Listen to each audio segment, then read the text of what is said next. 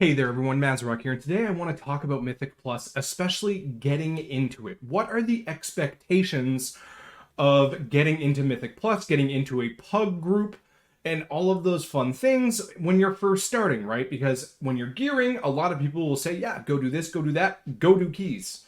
Go do keys for gear. Fill your vault. Go do keys.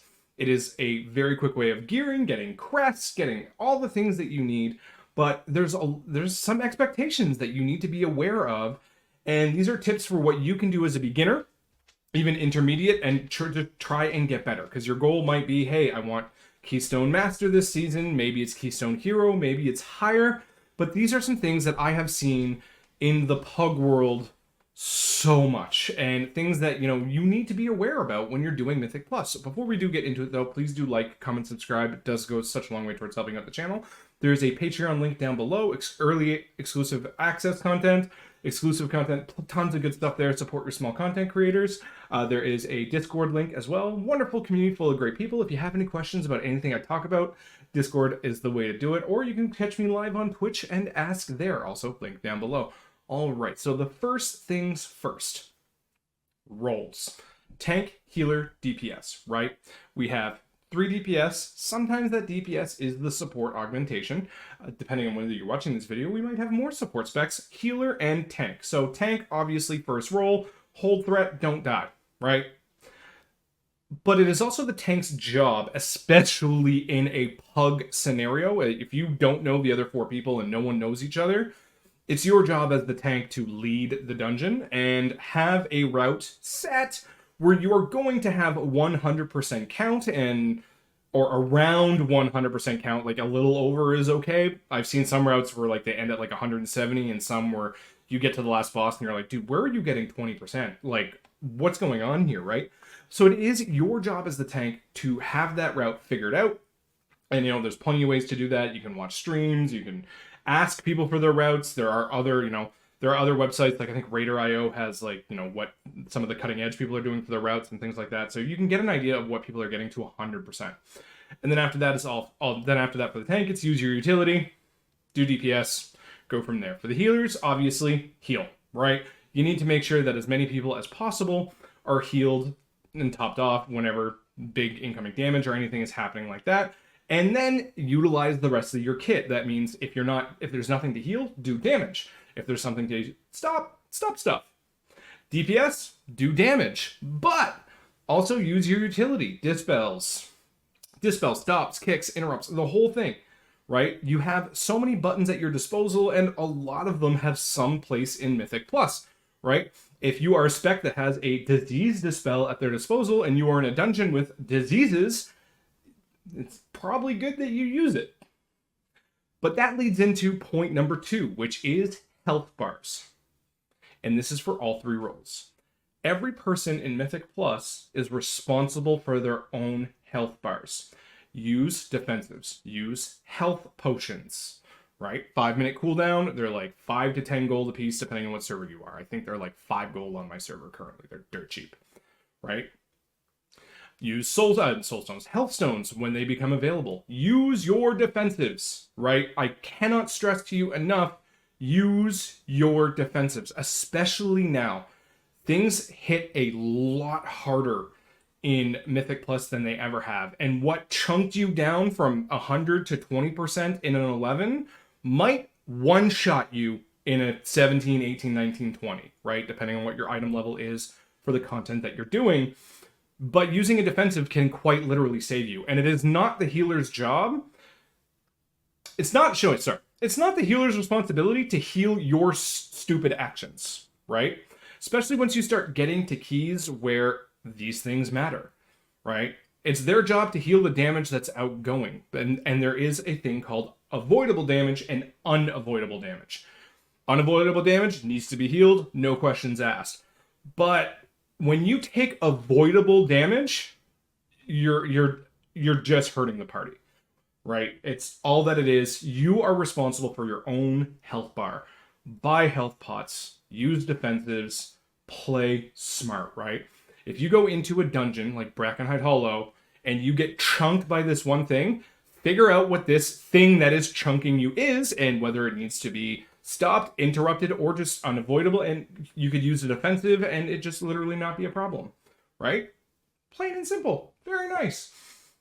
Now, you might have heard me talk about number 3. We're going to lump 3 and 4 in together, and that is kicks/interrupts and CC, crowd control. Stops, stuns, fears, horrifies, the whole shebang, right?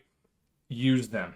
One of the common things that I hear when I ask people to start using their interrupts more is, I don't know what to interrupt. Okay, well, it's a yellow cat's bar, and it's going to go from 0 to 100. I don't care what the name is, use it. Because the more stuff that you interrupt, the better your key is going to go. Well, it might just be a simple Earth Bolt or Wind Bolt from Vortex Pinnacle or Brackenhide Hollow or, whatever. That damage isn't being put on someone else, which means it doesn't need to be healed. You are helping stop avoidable damage by using your interrupt. Now, there are some priority interrupts in every single dungeon, and most of the time, the tank is going to be responsible for those, right? That's going to happen in most scenarios. For example, if you take the War Scourge that has the Hideous Cackle cast go off and it fears everyone, I, as a tank, am holding myself personally responsible for making sure that does not go off. So that means you can kick other stuff, right? That's what I tell everyone in the parties. If I'm in a group or organized, a pug or organized or whatever, I've got Cackle, don't worry about it, kick the other stuff, right? Because you don't want to have 5 overlapping interrupts on the one thing, you're not really helping out. But at least you want to be using it. And if you're using it on things that you think might not mean a lot now, it does actually add up to a grand total of a lot of avoidable damage saved. Use your interrupts, use your stops. We're going to use Brackenhide Hollow for stops here. So this is fears, stuns, blindings, and anything that just stops a mob from doing what they're doing. Vicious Claw Mangle. I have seen this literally chew through DPS instantly. It has a cast time going up that's non-kickable but is fully stoppable, and then it has a cast time winding down in which they're actually doing the action of Vicious Claw Mangle. They will hunt down and fixate someone. These are great times for AoE stops. For example, on my Blood Death Knight, I use Blinding Sleet. Paladin, I will use Blinding Light, or Divine Bedazzle as we call it in my stream. Shockwave for Warrior, anything like that that you can do to stop that, all the better, right? Those are abilities that you need to stop. And when people see, like, I've seen people chew tanks, I've seen people chew healers for literally something they could have stopped on their own, but they just refused to, or maybe nobody had a stop left and they just ate it, right? Which is going to go into my next point. Learn mechanics. And the easiest way to do this is in smaller keys, right? I wouldn't say the 2 to 7 bracket, but the good like if you can get into a group from like 7 to 11 of people around your same item level. Sometimes you'll get a carry of someone who's an insanely high item level for the content you're doing, and you're going to blast through it faster than what you want.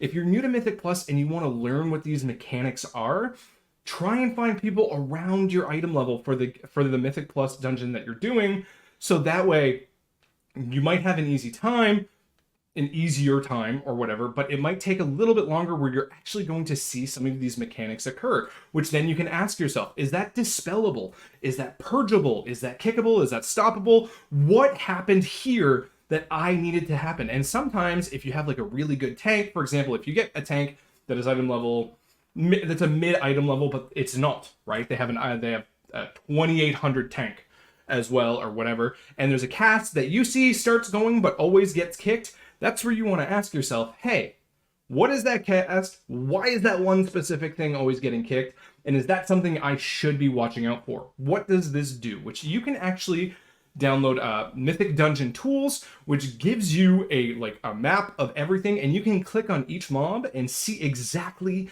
what those abilities are. So like if you die to something, check your recap and it says Vicious Claw Mangle, you can go find exactly who does that. If an Expulse went off in Halls of Infusion, you can be like, okay, Containment Beams, what is that? Okay, that needs to be stopped. And when you have this learning mentality in mind, and you start taking charge of your own runs, whether you are the pug leader or not, in these runs, you're going to find things go a lot smoother. I have been tanking and healing a lot of Mythic Plus, tanking for a very, very long time, and I've been healing an abnormal amount this season. Like, I currently have 3 pretty fully geared healers at this point that I actually have a lot of fun healing on. And it's very, very important that everyone kind of knows their role. When people don't help out, or people don't have kicks, or people don't have anything, I have seen runs just fall apart and the blame game's starting to go. But in my head, I ask myself, what could I have done better?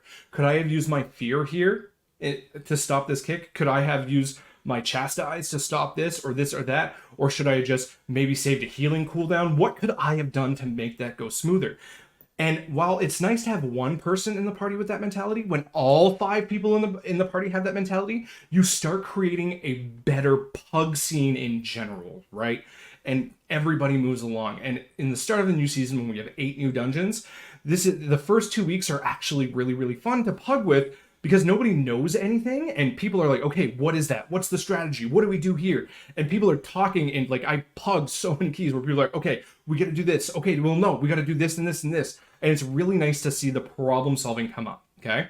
The last thing that you should know for Mythic Plus is know your spec. Whatever you're planning on going in, know the talents, right? So many people take the talent code off of a website, off a YouTuber, off of whatever, plug it in, and then find a group and go, and they have no idea what they're pressing, why they're pressing it, or anything, right? The amount of paladins that I have met that don't know they have a dispel, and I'm not talking holy paladins, the amount of evokers I have seen that don't know they have a bleed removal is actually crazy. And I'm not talking in 11s. I'm talking in 21s. Okay? Evokers that don't know they have a bleed removal. Which, if you know anything about current Season 2, there are so many bleeds in a lot of these dungeons that absolutely can massacre everyone and drain the healer's mana for no reason. And literally with a global, an evoker, any evoker, not just augmentation, can take care of a lot of these bleeds. And it's just like, why? I know what you're doing. You're taking code, you're plugging it in, you're putting some abilities on your bars. You're not reading anything, and you might be guilty of this. You might not. You might not be guilty. But there are a lot of people that are. A lot of people that are. Know your spec. Read through every talent. I mean, my goodness, it's like what? 10 to 30 words per talent option? Reading the whole, and you don't even have to read the whole tree, just read the ones that are taken. Right? Just read the ones that are taken. Okay, this is my interrupt. Okay, this is a stop. This has an interesting, and then what's going to happen is like, oh, this has an interesting interaction with that one. This has an interesting interaction with that one. And if I do this, and then you start thinking and getting better. But when you know your spec and what it's capable of, things go so much smoother. You don't have to be a master at it, okay? It's not to say that you need to know every single talent and every single word that's written in that little box. But having a general idea and is going to just make you above average. If you read Cauterizing Flame for Evokers and you say, oh, hey, look, that removes bleeds, you're already a step ahead of the game. You might need to tweak your UI or things like that to see what these bleeds are, but it is a learning process, and that is understandable. And the more that you can learn early on in your keys, in the early keys, right? You might see something in an 11 or 12, and you're like, oh man, what's bringing that guy's health down? Like, what is that? Go find the mechanic. Go find what it is. It might be a bleed that you can remove. It might be a disease that you can dispel. It might be something as a priest that you can mass dispel for the party or yourself, right? There's a lot of things that can go on here, and if you never ask yourself the question and you always blame other people for the mistakes or anything that occur, well, no, I did everything I could, and you sat on, Bop or Cauterizing Flame or Dwarf Racial or whatever.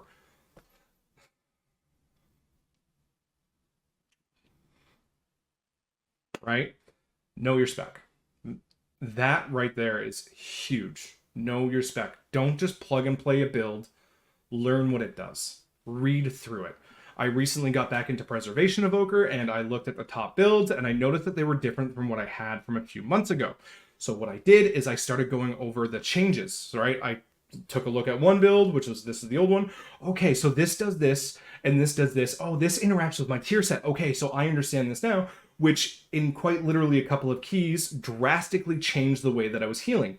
Before I had to expend, let's say, 12 seconds of globals to get everyone up, get a stasis going, get everything in. But then when I reread the tool, the talent boxes, my God, talking can be hard sometimes. I discovered that just by changing a couple of talents around, I actually ended up saving myself 4 or 5 globals that didn't need to be pressed, ended up saving some mana, and by doing so, was actually able to increase my DPS by about 5k overall in a run, which I had an easier time healing, and I did more damage. Win-win, right? These are the things that you have to take into mind when you go into Mythic Plus, because there is that unwritten rule, that not rule, but it's kind of like an unwritten contract, that you are going to use everything in your toolkit to the best of your ability to help time that key. That includes damage, utility, interrupts, stops, purges, anything your character has access to. That's it for me. Have yourself a good one, everyone. Happy tanking. Bye.